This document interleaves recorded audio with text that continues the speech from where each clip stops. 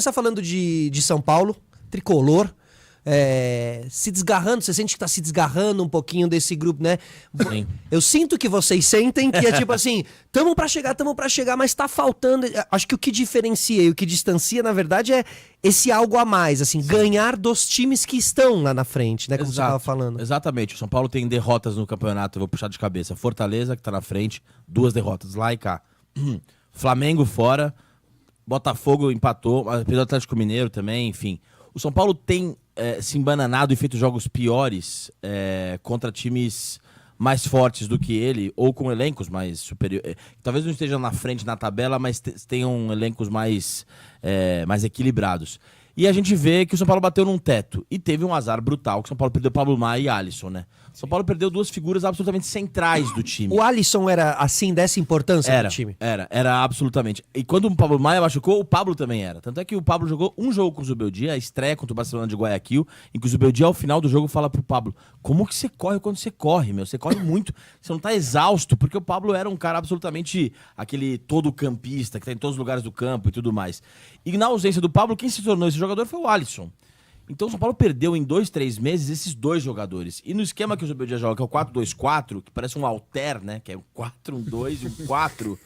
Se você perde aquilo ali, você perde o elo de conexão do time ali, né? Como um alter também, como né? Alter, exatamente. Virou 2 anilhas. Isso, exato. E aí, cara, o São Paulo fica um time absolutamente desequilibrado e um time que depende muito dos lampejos do Lucas. Acho que o São Paulo tá cada vez mais Lucas dependente. E, de fato, contra o Botafogo, cara, não sei se vocês tiveram a oportunidade de assistir. O São Paulo jogou muita bola e o Lucas fez uma partida, assim, cara, monstruosa. Daquelas, assim, que o cara acerta tudo que ele tenta. Não virou por detalhe, né? Não virou por detalhe. O Ferreira perdeu um gol lá embaixo do gol. Sim, O Luciano também. Verdade. O Botafogo tava 4 jogos sem tomar gol, tomou 2 do São Paulo, poderia ter tomado mais. E ainda assim não venceu. Aquilo me ligou um alerta do tipo assim, o São Paulo tem um limite ali 7,5. E aquele Luiz Henrique do Botafogo, o cara é um... Nossa, joga demais, hein, meu? Tá como joga a bola. O preço não é à toa mano. também, né? O cara tem tudo, o cara é rápido, é técnico, habilidoso, forte, inteligente, enfim. Então, eu percebi que o São Paulo tem o 7,5 ali. Um 7,5 pode ser campeão de Copa? Pode. Sobretudo com a sorte que o São Paulo deu nos sorteios, né? O Nacional é um time tradicional, mas o São Paulo é mais o time. E o Goiás, o São Paulo deu muita sorte. Muita sorte. Coisa que nunca aconteceu. O São Paulo foi campeão e livrou o azar da Copa do Brasil, né? Porque sempre pegava um confronto muito encardido. Dessa vez conseguiu nas Copas 2 duelos bastante acessíveis em comparação, sobretudo, ao Palmeiras. Nossa senhora. Nem Pegou fala. 2 cascas de Tá ferida. maluco, tá ferrado. O lance é o seguinte... Ninguém tá jogando bola do São Paulo entre os reservas. Isso é muito assustador, cara. Você citou agora esses jogadores do Palmeiras, cara. Dá pra citar 10 jogadores do São Paulo que não estão jogando nada. Cara. O Nestor não tá jogando nada. O Michel Araújo, o Wellington Rato, o Juan, Igor o Eric, Vinícius. o Igor Vinícius, o André Silva, o Galopo. Os caras entram e não jogam rigorosamente nada, cara. É impressionante isso. O Patrick. Então, assim, um elenco que já é menos virtuoso do que esses competidores, sem alternativas de troca, vai morrer pelo gás, vai morrer na praia.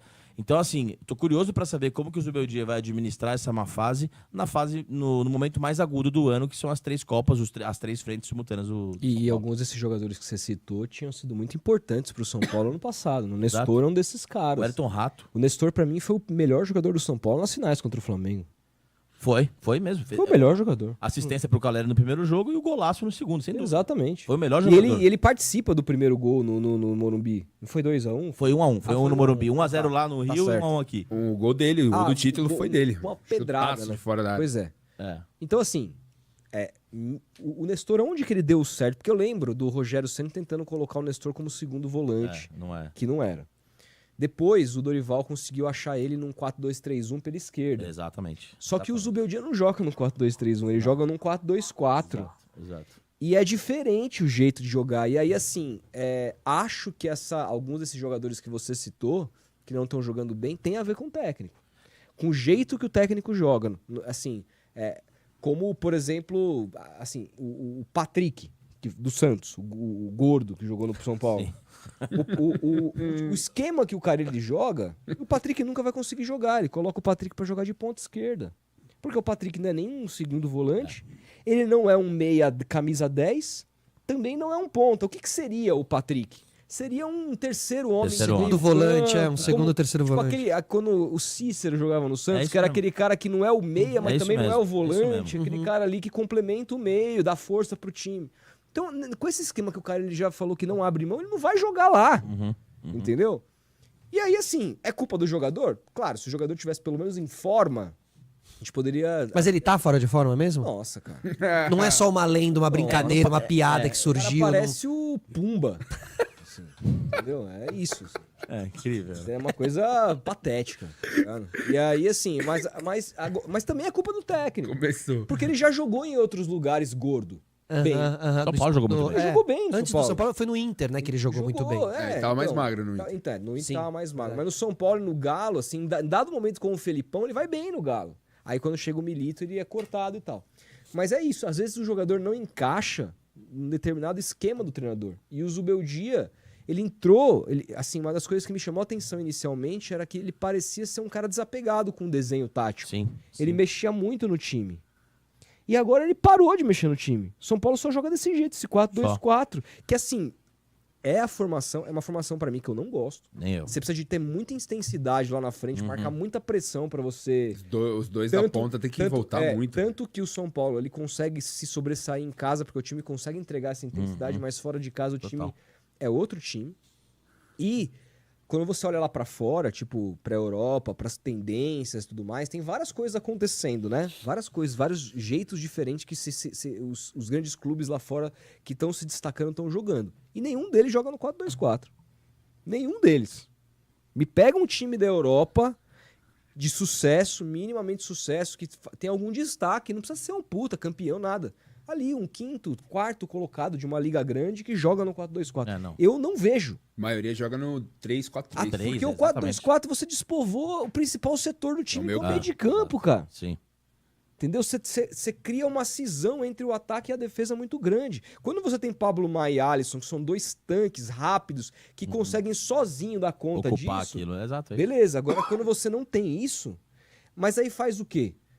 O Luciano não é um 9, mas também não é um 10. Ele tem que jogar com um segundo Difícil de atacante. escalar o Luciano, sim. É difícil. Então ele tem que escalar o time de acordo com isso. E o Luciano, você vai abrir mão do Luciano? Não dá, não dá. Não dá. Não dá. Não dá. Então, assim, assim, pelo que o elenco do São Paulo oferece pro Zubeldia, em termos de alternativa e tudo mais, tá difícil escalar esse time e alguns jogadores não vão conseguir jogar com esse 4-2-4. E o mercado? Então, o mercado do São Paulo ainda tá tímido. A gente vê na semana passada, o São Paulo fechou com o Marcos Antônio.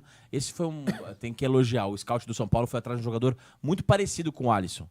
É um jogador que começou como meia e foi recuando para segundo volante. Eu acho que ele vai conseguir suprir, mas tá há muito tempo sem jogar, não vai chegar, eu acho, encaixar direto. Mas faltam jogadores. Aí estão falando do Paul Fernandes do Boca Juniors, um jogador de 33 anos. Cara, um jogador, tava com o Dani Campos aqui, grande São Paulino também, apresentador do Resenha. E ele me parece uma contratação um pouco discutível em termos de perfil, porque ele é um cara já meio veterano, ele não tem uma tremenda intensidade. Ele é um cara clássico, erra pouco passe e tal, mas não é um puta do meio campista. E acho que o São Paulo poderia observar jogadores mais jovens. Ele tem 33 anos. Enfim. Justo. E eu acho que... E tem o Maurício Lemos, lá, zagueiro do Galo, que parecia que ia vir pro São Paulo, mas Miou, né? deu uma esfriada. O Boca quer o Galopo? O Boca que é o Galopo, inclusive, pode ser Esse é outro cara puta merda. cujo esquema não favorece. Porque o Galopo, o que ele era? Quando ele vem do Banfield, ele era uma espécie de segundo volante. Segundo volante, isso mesmo. Só que aí o Dorival, às vezes, colocou ele de falso 9. O Rogério colocou ele de O Rogério, né? centroavante. E ele foi bem, ele fez substituiu gol. o Caleri e tal. isso. Nesse 4-2-4, ele joga onde? Então, ele Ele não tem intensidade pra jogar com dois homens de meio campo só. não tem. Pra ir fazer como a galera chama o box, tipo, ele não consegue fazer Não, isso. não consegue. O Zubeldia escalou ele contra o Água Santa no Campeonato Paulista. Eu, inclusive, comentei esse jogo. Foi o Carpini que escalou ele do lado direito junto com o Eric. E eles fizeram uma boa dupla. Contra o Águia de Marabá, já com o Zubeldia de novo. Tudo bem, são dois adversários pouco fortes. Mas pra mim, o Galopo jogou melhor pelo São Paulo, aberto pela direita. Nunca mais jogou ali também. E isso é uma coisa que eu concordo com você, Rodolfo. O Zubeldia mostra uma falta de repertório, né? Assim, não joga com 3 zagueiros. O São Paulo tem 3 zagueiros excelentes. Ferrarese, Alan Franco e Arboleda. Ele não joga com os 3. O São Paulo fica sempre com nesses 4-2-4, dependendo absurdamente do Luiz Gustavo, que tem 37 anos, e do Bobadilha, que é um jogador, assim... razoável. O Lisieiro voltou, né? Voltou para meu pavor, né, cara? Aguento mais o Lisieiro. Não O Lisieiro acredito. voltou.